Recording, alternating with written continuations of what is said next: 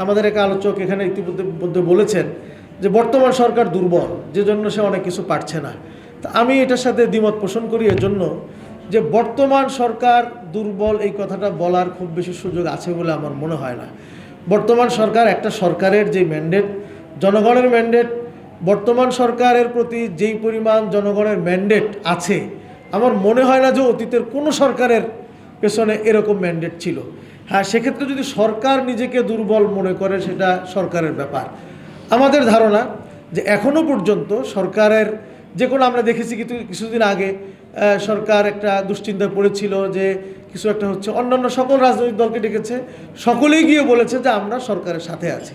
কাজেই সে নিজেকে দুর্বল মনে করে সে যেগুলি বাস্তবতায়, যেগুলি প্রয়োজন একটি সুষ্ঠু নির্বাচনের জন্য, সেই অ্যাকশনগুলি নেওয়ার ক্ষেত্রে সে যদি পেছনে থাকে, এটা সরকারের মনস্তাত্ত্বিক দুর্বলতা।